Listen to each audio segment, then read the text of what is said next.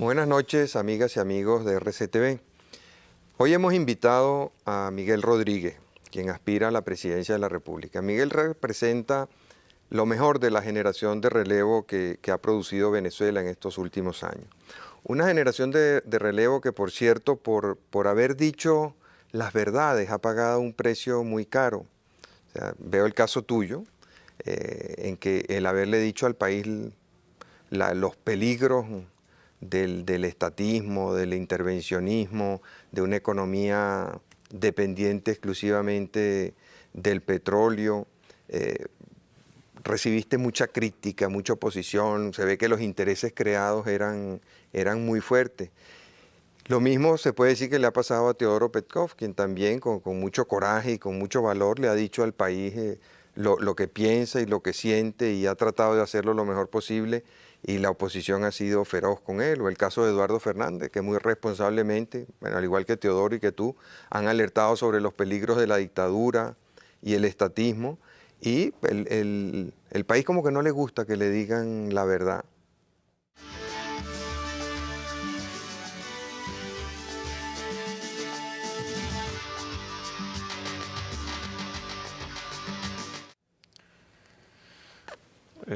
Ciertamente, pero estas cosas hay que verlas con perspectiva histórica. En los países hay siempre marchas adelante, marchas atrás. Ahorita como En que Venezuela, estamos en marcha atrás. tenemos mucho tiempo dando marchas atrás. Nosotros hicimos un planteamiento muy claro en el 89 y antes del 89 de cómo debía empezar a transformarse la economía venezolana para que el país realmente saliera de la circunstancia de estancamiento en que se había conseguido durante tanto tiempo, y para verdaderamente explotar el gran potencial que tiene Venezuela. ¿Y por qué la gente no acepta? ¿Por qué los intereses creados, por decir, el gremialismo o la partidocracia, por qué se imponen?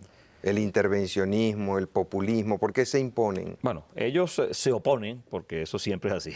Pero ¿por qué se Esos imponen? son los intereses. En aquel momento era en el gran país rentista de América Latina, que era Venezuela. Hicimos toda esta serie de planteamientos que sonaba como que afectaban a muchos sectores, ¿no? Yo trataba de explicar de que era un programa gradual, era una cosa muy racional, muy bien pensada, los aumentos de precios del sector público muy graduales. Propusimos la reforma tributaria con la creación de un IVA del 5%, con una tasa del 5%. Y sin embargo, el establecimiento político y todos esos intereses creados le plantearon al país algo distinto, que nosotros queríamos acabar con Venezuela, que era un programa shock, porque querían era montarse otra vez en el poder, ¿no? Mantener los privilegios de muchos de estos sectores, y terminaron engañando al país, ¿no? Pero los que han pagado los platos rotos son ustedes. Fíjate, ¿quiénes son los rechazados? Los jóvenes que han venido haciendo estos planteamientos. ¿Quiénes son los que mandan en Venezuela? Los mismos ancianos de siempre. Si tú te pones a ver los 6 hombres más importantes de la política venezolana de estos últimos años, son octogenarios todos. El presidente Velázquez, el presidente Caldera, el presidente Pérez, que ahora quiere mandar a través tuyo, y de eso podemos hablar. Eso no lo podrá hacer. El presidente Herrera, que quiere mandar a través de Irene Sáez, pobrecita. El Luis Miquilena, que quiere mandar a través del señor Chávez. Entonces, todos son octogenarios. Sí, pero el que ha pagado las consecuencias no es Miguel Rodríguez, ni somos estos jóvenes que le hicimos los planteamientos, sino el país, pues, que ha visto deteriorarse pues su condición tan dramáticamente en estos años, precisamente por haber abandonado un programa que realmente iba a lograr las grandes transformaciones. Okay, pero ¿qué es lo que pasa? Que los jóvenes no se imponen y siguen mandando los ancianos. Bueno, surgió toda la circunstancia de inestabilidad política a raíz del golpe del 4 de febrero de 1992, que dio al traste con el gobierno de Pérez, donde se venían haciendo estas reformas muy importantes. Allí surgió la figura de Caldera, ¿verdad?, ofreciéndole al país algo distinto, ¿no? Y el país, que estaba confundido, que tenía matrices de opinión establecidas en aquel momento, creyó en Caldera, en aquello de que el IVA era un impuesto diabólico, que él no iba a aumentar la gasolina, que él no iba a llegar a un acuerdo con el Fondo Monetario, todas estas cosas, y el país le creyó a una figura histórica, importante, ¿no? Para después terminar en este fracaso administrativo tan... Ok, ¿y a tan quién le terrible. creen ahora? Ahora le creen a Luis Alfaro, le creen a Luis Herrera Campins, le creen a Luis Miquilena. Oye, son 3 Luises, no me había dado cuenta. Ok, No. los 3 Luises Yo son los creo que ahora que a esos tres disponen Luises, del juego. a esos 3 Luises les cree muy poca gente, pero tenemos un país que Les todavía... cree poca gente. ¿Tú crees que Chávez, Irene y Acción Sí, Democrática? pero lo que han surgido más bien como figuras creíbles son figuras jóvenes. Bueno, porque los usan, los ancianos en eso son mucho más vivos. Tienen 80 años de experiencia. Sí. Bueno, lo cierto del caso es que tenemos que seguirle explicando a Venezuela las circunstancias del país con la verdad por delante y llegar a convencer a la población venezolana de que sí tenemos salidas ¿Cuál es esa salida? a estas circunstancias. Un gobierno que sepa manejar la economía, que instrumente un programa económico como el que yo le he venido planteando a Venezuela, que logre la diversificación de la economía fuera del petróleo, impulsar el crecimiento exportador del país, hacer una gran reforma, una gran reestructuración del Estado conjuntamente con una reforma fiscal que nos permita liquidar la inflación de manera definitiva Pero y financiar ¿cómo puedes tú liquidar el la inflación? proceso de desarrollo. Eso han ofrecido todos los gobiernos y la inflación es cada vez mayor. No, si hubiéramos continuado con mi programa, la ejecución de ese programa, Venezuela ya sería un país de una inflación de un dígito, eso no tengas la más mínima duda. Lo han logrado otros países de América Latina que arrancaron después que Venezuela, sus programas de reforma fiscal y en estos días viven con inflaciones bajas, ¿no? Y si el programa era tan bueno, ¿por qué no seguimos con él? ¿Por qué lo cambiamos? Por la demagogia, el populismo, por lo que surgió en aquel momento. Tú lo recuerdas muy bien, ¿no? ¿Y qué es lo que Y hace se que el impuso país... esa visión, esa visión de porque el Caldera. país acepta esa visión populista? Porque no entiende que la manera de salir de la inflación es otra, que no es el populismo. Bueno, como te decía, esto no es un problema solamente de Venezuela, estos son los procesos históricos que viven los países. Yo lo que digo es que ya hemos llegado a una circunstancia de tal dramatismo en relación a la situación social, al empobrecimiento, a la situación económica en general, que Venezuela no se puede seguir dando el lujo de continuar equivocándose pues, en estas Pero en se lo estas da áreas. y se lo vuelve a dar y se lo vuelve a dar. Fíjate, Brasil está viviendo un momento muy difícil como consecuencia de toda esta crisis mundial que está ocurriendo. Y tiene un candidato populista y tiene un candidato serio. Bueno, en Brasil está prefiriendo el candidato serio 2-1. Y eso que Lula es un veterano pues del populismo. Sí, pero recuerda que esa no ha sido la circunstancia histórica de Brasil. Brasil vivió durante tantos años, décadas de populismo, de irresponsabilidad, de hiperinflación. Parece que nadie escarmienta en cabeza ajena, ¿no? Tiene que la gente como que tuviera que vivir esos procesos de dramático deterioro para Pero pareciera que en terminar Venezuela de esa convertirse. hiperinflación Fíjate es lo que imposible. ocurrió en Chile también, ¿no? Tuvieron que pasar por esa dictadura sanguinaria, cruenta, ¿no? Para después enderezarse por el camino de Y la Argentina, reforma. Argentina, Perú, los distintos países ¿Tú de crees que América Latina. Venezuela va hacia una dictadura? Creo que estamos ante peligros muy graves, ¿no? ¿Por qué? Hay ¿Por qué no elaboras un poco eso? toda esta circunstancia de deterioro social y económico que tiene a grandes masas de la población decepcionada pues, con este sentimiento de rabia pues, hacia el establecimiento, que lo identifican a veces en sectores importantes con la democracia. Esto es lo grave, ¿no? Cuando la democracia no es este ejercicio que nosotros hemos hecho cada 5 años de elegir a un nuevo presidente de un nuevo Congreso, ¿no? Sino que tiene que ser el desarrollo institucional, el desarrollo de las instituciones fundamentales del país. Entonces, la gente está, yo creo que sectores, oyendo cantos de sirena pues, de todos estos ¿Y a qué planteamientos. plazo crees tú que está planteada una dictadura en Venezuela? Bueno, yo creo que el país resista pues, a estas proposiciones, pero sin duda alguna hay peligros en el panorama, ¿no? Yo todos estos planteamientos que he visto en cierta candidatura, o a veces ciertas candidaturas, porque hay otros candidatos que también dicen que van a cerrar el Congreso y tal, si no pueden gobernar. Son manifestaciones preocupantes pues que pueden poner a Venezuela en un proceso de inestabilidad política muy serio, de intentos de tratar de imponer dictaduras, pues, ¿no? Desconocer el orden constitucional, ¿no? Chávez ha planteado en algunos foros que va a erradicar a los adecos de la faz de la tierra. Incluso algunos han presentado documentos, grabaciones donde ellos han dicho que van a declararle una guerra a muerte a adecos y copellanos. Tú que colaboraste con un gobierno de Acción Democrática, ¿te sientes incluido en esa lista de los que Chávez va a erradicar de la faz de la tierra? No, yo no tengo ningunos temores personales. Yo, como tú sabes, no pertenecía a partido político alguno. Yo entré al gobierno como un profesional, ¿no? Por esa convocatoria que hizo Carlos Andrés Pérez en 1989. A mí, y a Moisés Naín y a una cantidad de jóvenes que tú conoces que no teníamos vinculación política ni siquiera con el presidente de la República. Pero lo que ha ocurrido es que estos partidos tradicionales, y ellos tienen, yo diría que la cuota de responsabilidad más importante, porque eran los dos partidos históricos de Venezuela, Acción Democrática y COPEI, se derrumbaron como instituciones, no supieron renovar pues su visión de desarrollo del país, sus tesis programáticas, ¿no? El liderazgo, ¿no? Que de las cosas más dramáticas, ¿no? ¿Tú estás de acuerdo en que los erradiquen de la faz de la tierra? No, yo lo que diría es que los partidos de Venezuela tienen que renovarse, ¿no? Vimos el ejemplo del Partido Laborista Inglés durante tantos años fuera del poder en la Gran Bretaña, pues precisamente por las mismas razones, ¿no? Viejos liderazgos, viejas tesis, ¿no? Y llegó la nueva gente pues a imprimir la renovación programática, la renovación del liderazgo y volvieron al poder. La democracia es un sistema de partidos, los partidos tienen que fortalecerse, pero sí tienen que desaparecer como existen en la actualidad. Y a esto no me refiero a Acción Democrática y COPEI, sino esta concepción clientelar de la política, que los partidos tienen que existir como grandes clientelas, ¿no? Con los compañeritos de partido pues, en el Estado, medrando, administrando el Estado, y que termina convirtiéndose en el gran cáncer, pues, que termina desmoronando las instituciones fundamentales del país, ¿no? Los partidos deben ser liquidados y debe inclusive proponerse una nueva legislación que rija a los partidos políticos en Venezuela, que los obligue a convertirse en unidades más pequeñas, que hagan más eficientemente esa intermediación entre la sociedad civil y la conducción eficiente del Estado, porque realmente el Estado se administra como una meritocracia.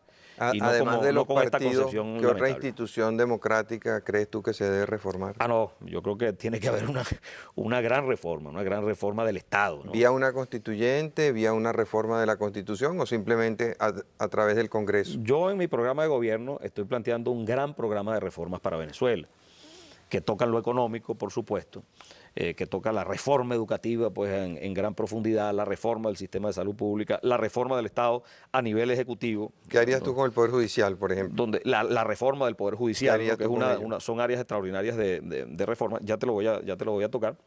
Y todas esas grandes reformas, incluyendo la del sistema de partidos políticos, la legislación electoral de Venezuela, tienen que tener al lado una gran agenda de reformas legales, parlamentarias, pues, e inclusive que tocan a la Constitución de Venezuela, ¿no?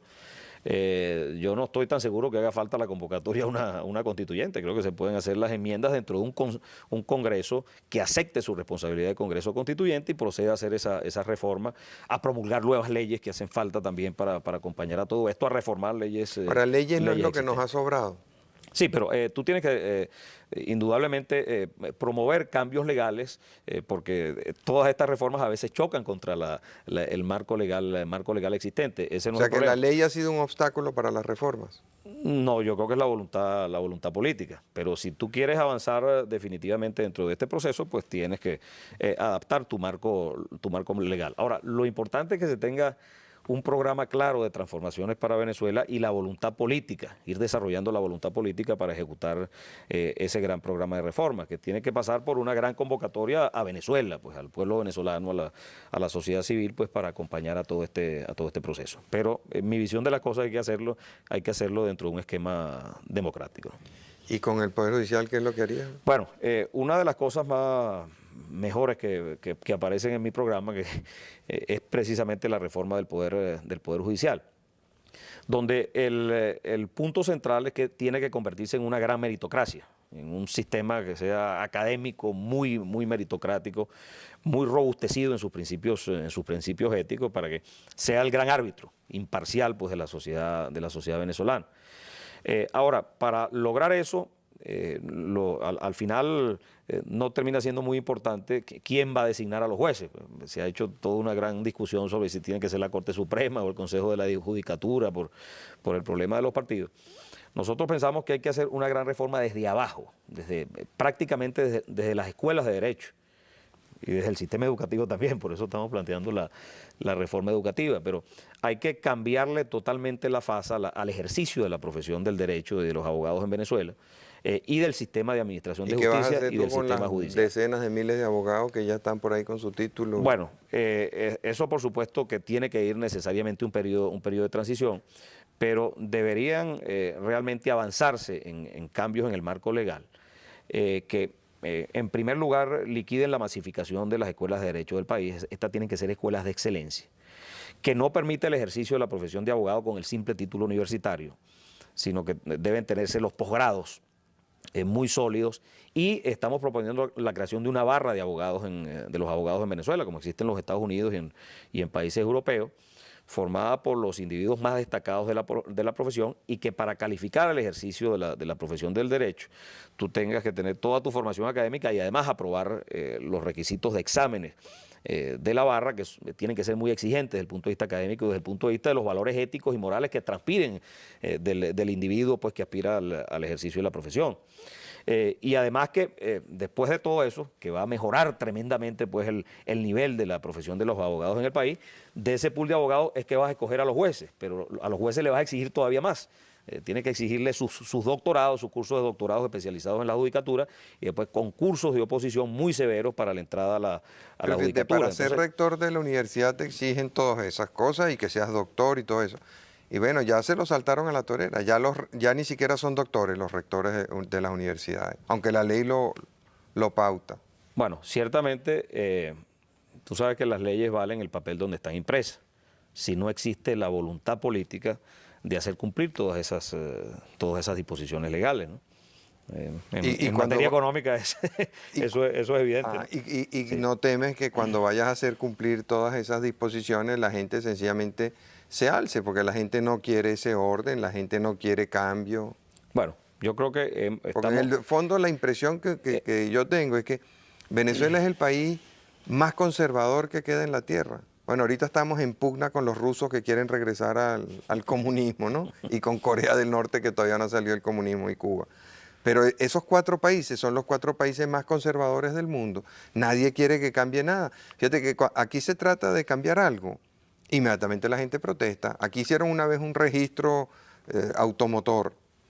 Bueno, lo sabotearon, lo boicotearon, acabaron con él. Entonces, el sistema de matriculación no funciona, nadie le hace caso a la autoridad de tránsito, las aduanas están vueltas a un desastre, y viene alguien a tratar de poner orden y hasta lo amenazan de muerte. La ley del Banco Central la han pisoteado. Han hecho lo que les ha dado la gana. Bueno, y tenemos un presidente, ¿cuánto tiempo hace que se le terminó el periodo?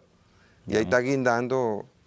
Y un directorio nombrado con gente afecta al gobierno, cuando el espíritu de la ley era que tenía que ser gente de primera, pues con experticia en la conducción de la política monetaria del país, completamente independiente del gobierno. Pero bueno, esas son las cosas que ocurren en Venezuela. Ahora, lo que estábamos hablando son los intereses creados que siempre se ponen a enfrentar, pues, los procesos de reforma. Ahora, estamos en un país que, bueno, está en toda esta circunstancia de empobrecimiento, pues, de destitución en que se encuentra Venezuela. Los señalamientos de la gente en contra de la corrupción. Estamos muy pendientes, pues, de ese gran flagelo. Ahora, ¿cómo combatimos nosotros toda esta problemática del país, el problema específico de la corrupción, si efectivamente no luchamos para establecer definitivamente un poder judicial que valga la pena en Venezuela? Un sistema educativo que se convierta en un sistema de excelencia, que eduque a la mayoría de la población. Si no hacemos transparente el ejercicio de la política económica para evitar la discrecionalidad de los funcionarios públicos, que es el caldo de cultivo más importante para la corrupción y todos estos males. O sea, el país tiene que empezar a avanzar de manera definitiva, porque si no, entonces están los cantos de sirena, está el peligro inminente de que en Venezuela comience un proceso de inestabilidad política con un planteamiento de carácter dictatorial, ¿no? Bueno, vamos a cumplir unos compromisos. Al regreso hay una pregunta que se nos quedó, un comentario. Te decía que los ancianos siguen controlando la política en Venezuela, y cité el caso de Luis Herrera Campins a través de Irene Sáez, de Luis Miquilena a través de Hugo Chávez, de Luis Alfaro Ucero por sí mismo, y de Carlos Andrés Pérez a través tuyo. Esa última es imposible. Bueno, al regreso quiero que nos hables de eso. Ya volvemos.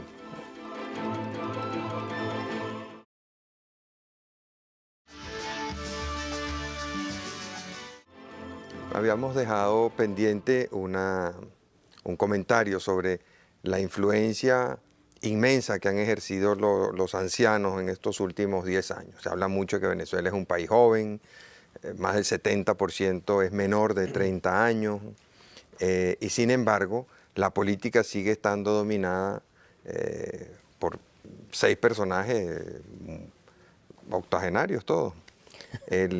Y comentamos cómo o sea, está el presidente Velázquez, que hizo posible la salida democrática después del 92, el presidente Caldera, que ha mantenido la cosa más o menos andando estos 5 años, y luego los 3 Luises en plena actuación, y el presidente Pérez, el sexto, ¿no? Entonces yo te comentaba que yo sentía que cada uno de ellos seguía vigente, o sea, hay unos que ya no pueden aspirar a la presidencia de la República por razones obvias.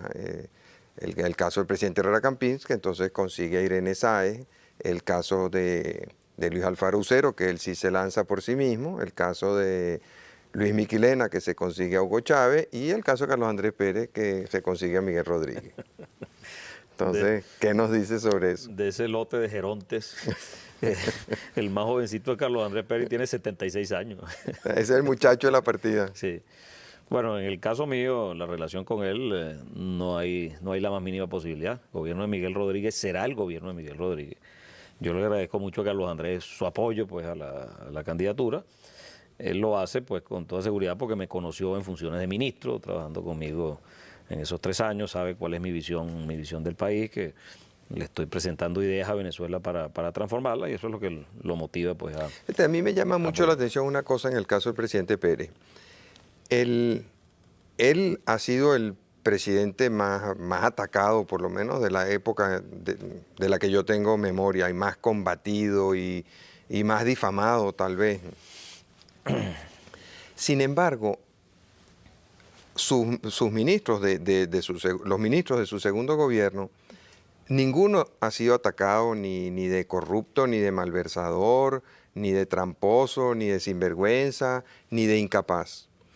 Y todos con los que yo he hablado sienten una gran admiración por el presidente Pérez. ¿Qué había en ese gobierno?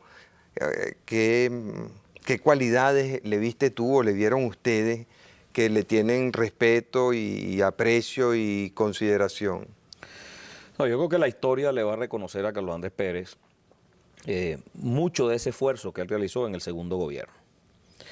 En primer lugar nos invitó, tú recuerdas, a Moisés, a mí, a Herbert Torres, a Imelda Cisneros, posteriormente a Ricardo Hausmann, a otros, Fernando Martínez, Roberto Esmí, una cantidad de jóvenes, todos por cierto de la generación Ayacucho. Fuimos becarios del Magisterial de Ayacucho y estudiamos en las mejores universidades americanas gracias a ese plan de becas que él lo organizó pues en su primer gobierno. No teníamos ninguna vinculación política con él ni con Acción Democrática, ¿no? Entonces fue un gesto realmente extraño en la política venezolana de que un presidente le hiciera esa convocatoria a un grupo de jóvenes profesionales por sus méritos profesionales, ¿no? Después nosotros, bueno, le hicimos un planteamiento a él y al país en relación a todas estas reformas. Y recuerda que Carlos Andrés fue el gran populista, no de Venezuela, de América Latina. Era. No, del tercer mundo. Y del tercer mundo, pues toda esa aspiración de él, ¿no? Y cómo él logró ir entendiendo la necesidad de los cambios y lo apoyó y se convirtió principalmente, casi que en el único factor que estaba empujando ese proceso de cambios del lado del establecimiento político.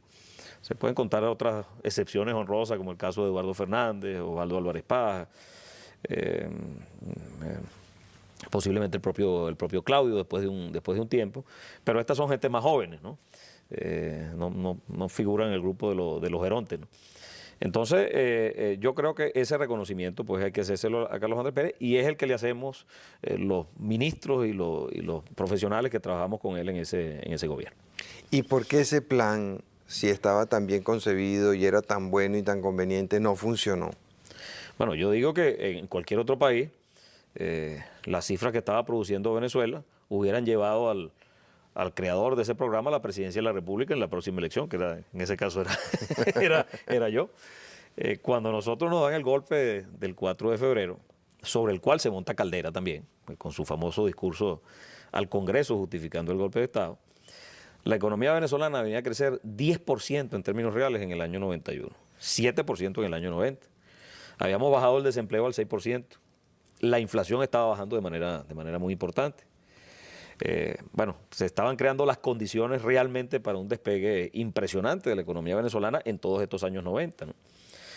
Entonces nos dieron el golpe pues el 4 de febrero, en la economía que venía de tener el mayor crecimiento, no en América Latina, sino en el planeta.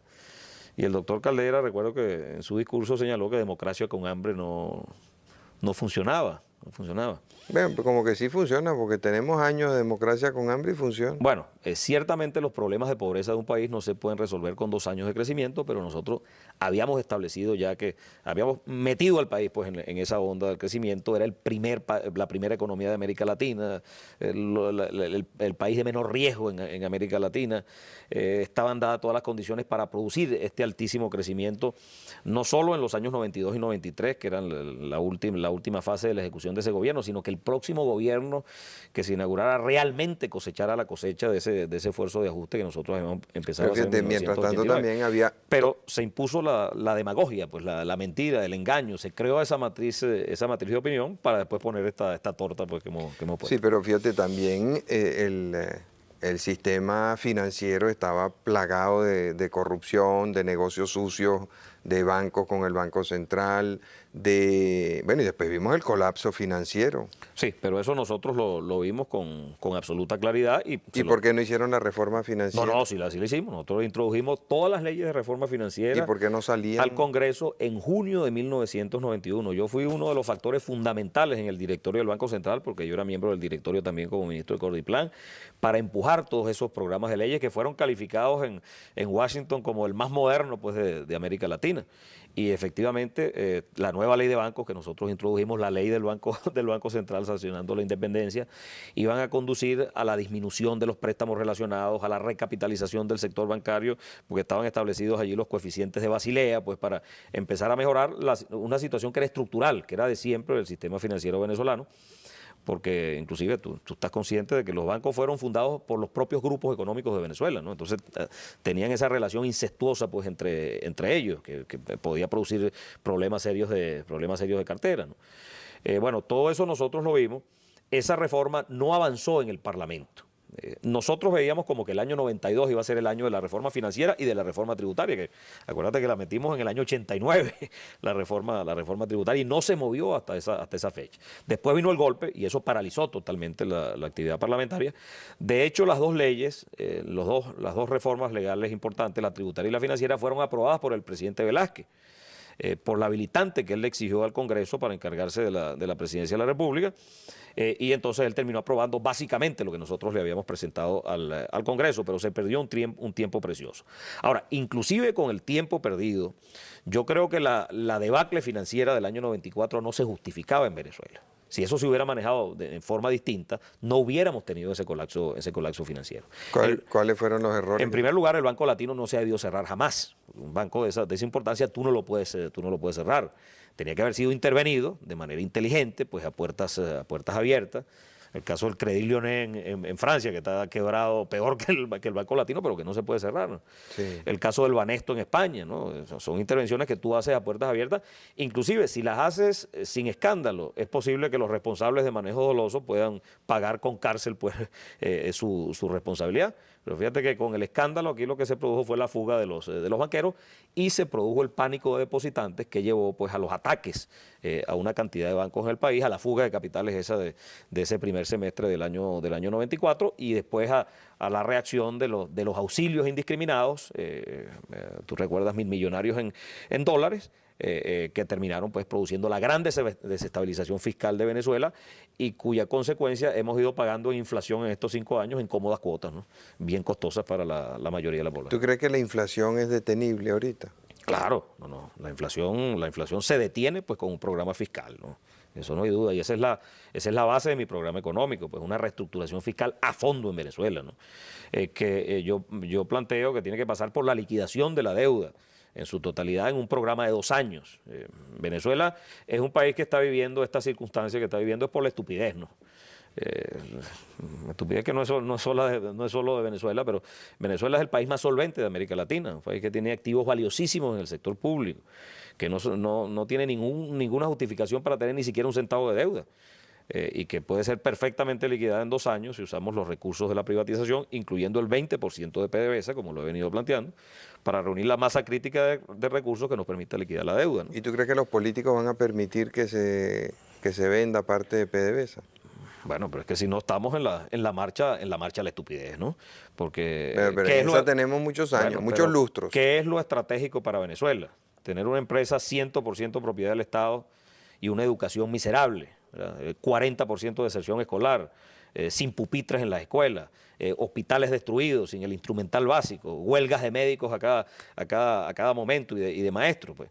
O que podamos tener las posibilidades fiscales, porque le abramos el espacio al presupuesto, porque además tenemos que hacer una reforma tributaria también que nos permita generar los recursos no petroleros, que conjuntamente con el petróleo permitan financiar todos estos programas fundamentales. Que si se vende una parte de PDVSA, sencillamente lo que ocurrirá es que seguirá el gasto y la fiesta igual, nos endeudaremos nuevamente y dentro de 5 o 10 años tendremos que vender otro 20% de PDVSA? No, el planteamiento mío es que tenemos que hacerlo para liquidar la totalidad del endeudamiento.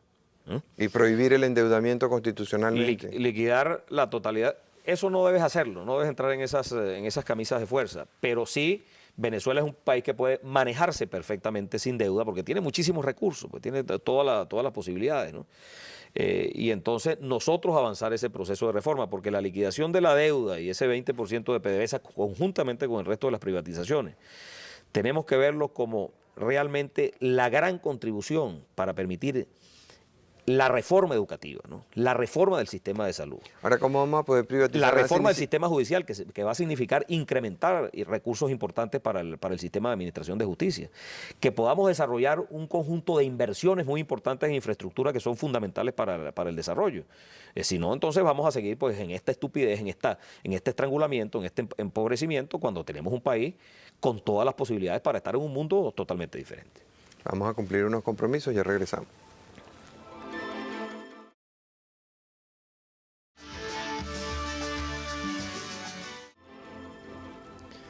Hace unos días le oí decir a Alan Greenspan, que es tal vez el economista más respetado en este momento, por lo menos oído con más atención, que Estados Unidos no debía preocuparse por esta situación porque Estados Unidos había atacado los 2 problemas más importantes que enfrenta un país en estos momentos, que es la creación de empleo y el incremento de la productividad.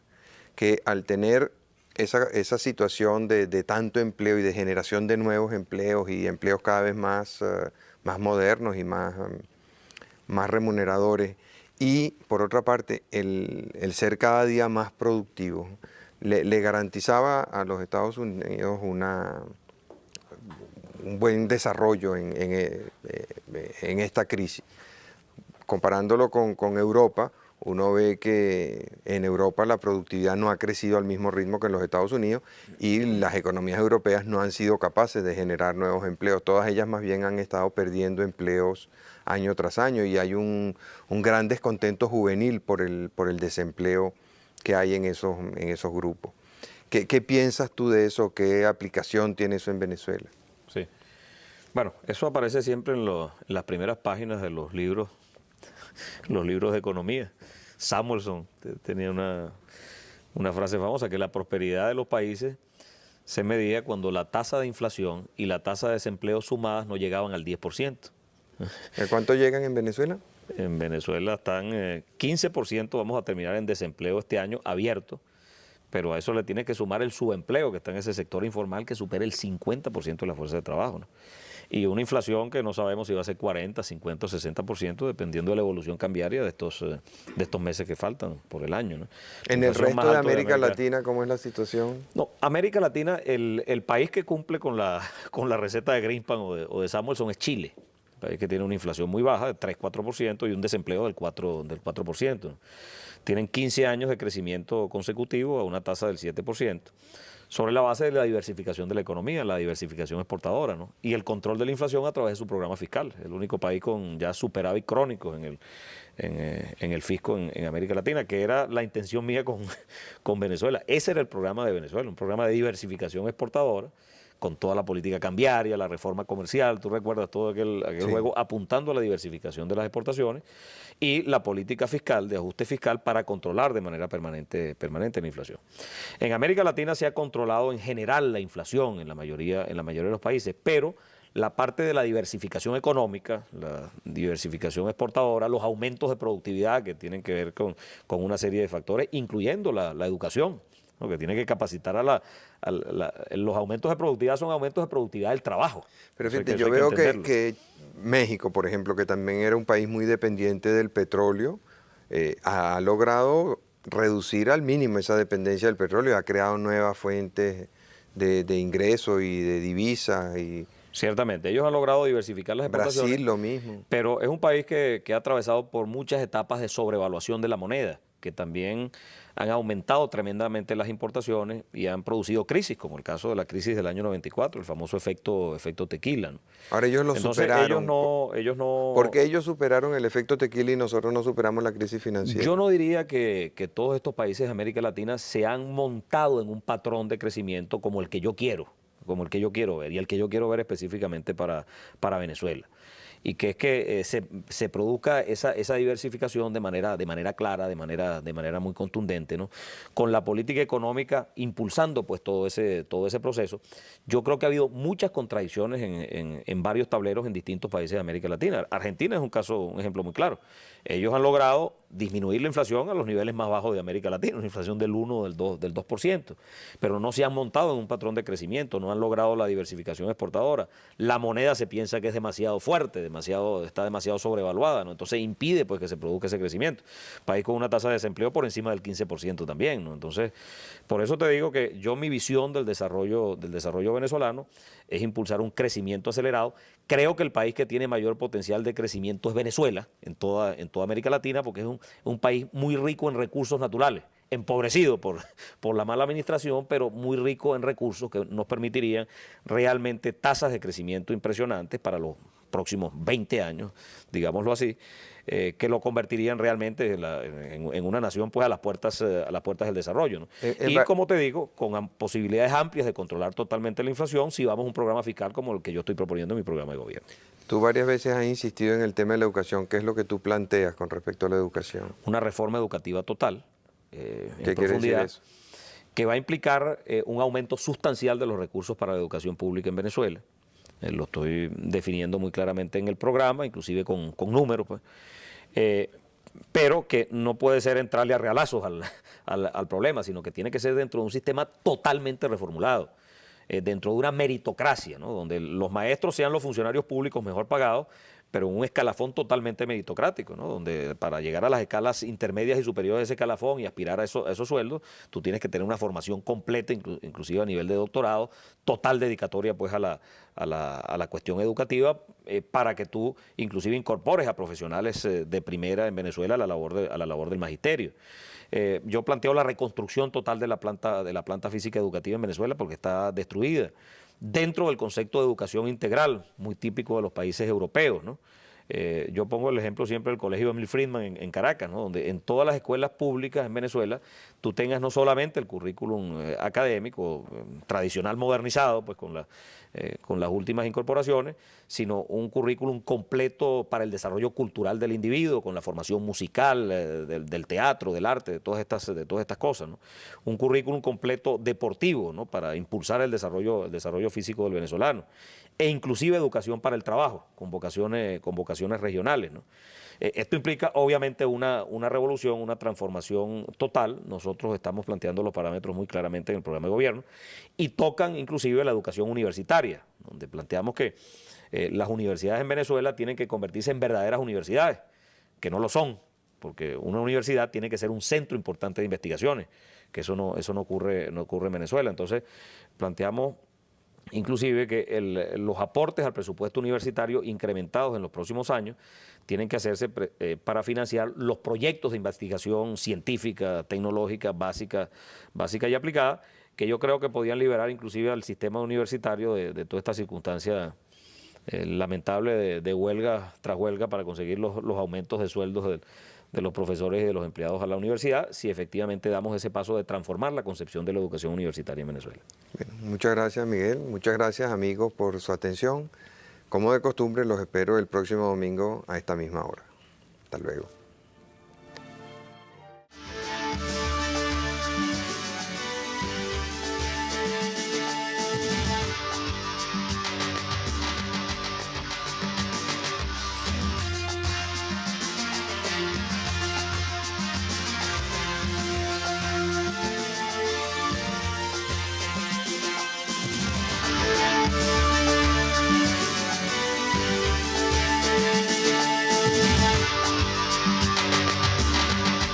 En el poder, ¿no?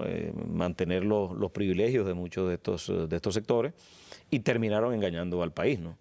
El temor Pero los que yo han tengo es pagado que los platos rotos son ustedes. Fíjate, ¿quiénes son los rechazados? Los jóvenes que han venido haciendo estos planteamientos.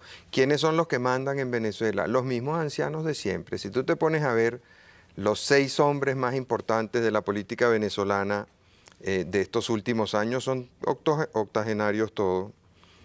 El presidente Velázquez, el presidente Caldera, el presidente Pérez, que ahora quiere mandar a través tuyo, y de eso podemos hablar. Eso no lo podrá hacer. El presidente Herrera, que quiere mandar a través de Irene Sáez, pobrecita. El Luis Miquilena, que quiere mandar a través del señor Chávez. Entonces, todos son octogenarios.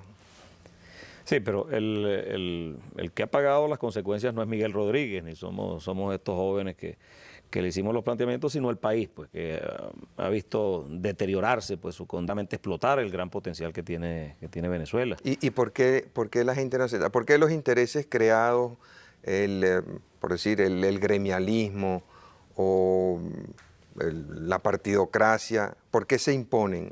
El intervencionismo, el populismo, ¿por qué se imponen? Bueno, ellos se oponen, porque eso siempre es así. Pero porque se imponen. Son los intereses. En aquel momento era en el gran país rentista de América Latina, que era Venezuela. Hicimos toda esta serie de planteamientos que sonaba como que afectaban a muchos sectores, ¿no? Yo trataba de explicar de que era un programa gradual, era una cosa muy racional, muy bien pensada, los aumentos de precios del sector público muy graduales. Propusimos la reforma tributaria con la creación de un IVA del 5%, con una tasa del 5%.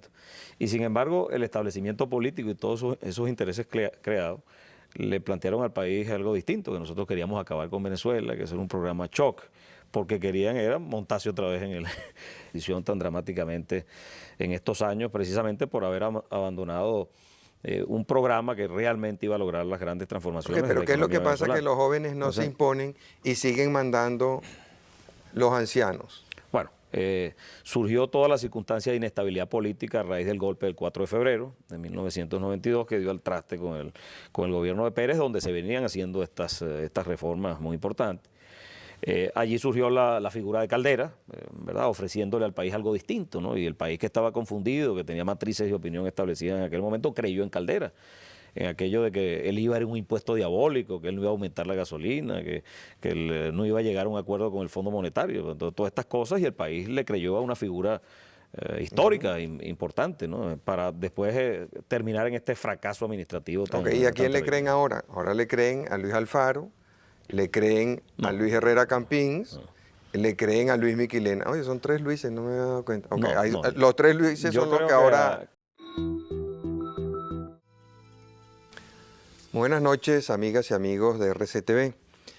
Hoy hemos invitado a Miguel Rodríguez, quien aspira a la presidencia de la República. Miguel representa lo mejor de la generación de relevo que ha producido Venezuela en estos últimos años. Una generación de relevo que, por cierto, por haber dicho las verdades, ha pagado un precio muy caro. O sea, veo el caso tuyo, en que el haberle dicho al país los peligros del estatismo, del intervencionismo, de una economía dependiente exclusivamente del petróleo, recibiste mucha crítica, mucha oposición, se ve que los intereses creados eran muy fuertes. Lo mismo se puede decir que le ha pasado a Teodoro Petkov, quien también con mucho coraje y con mucho valor le ha dicho al país lo que piensa y lo que siente y ha tratado de hacerlo lo mejor posible y la oposición ha sido feroz con él. O el caso de Eduardo Fernández, que muy responsablemente, bueno, al igual que Teodoro y que tú, han alertado sobre los peligros de la dictadura y el estatismo y el país como que no le gusta que le digan la verdad.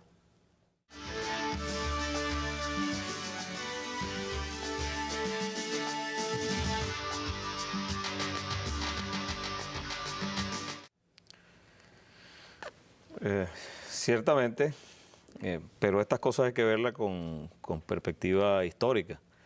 En los países hay siempre marchas adelante, marchas atrás. Ahorita como En que estamos en marcha Venezuela atrás. tenemos mucho tiempo dando marchas atrás.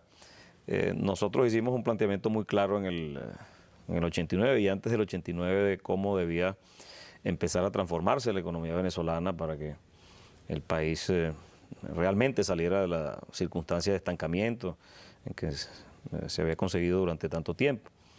Y para verdaderamente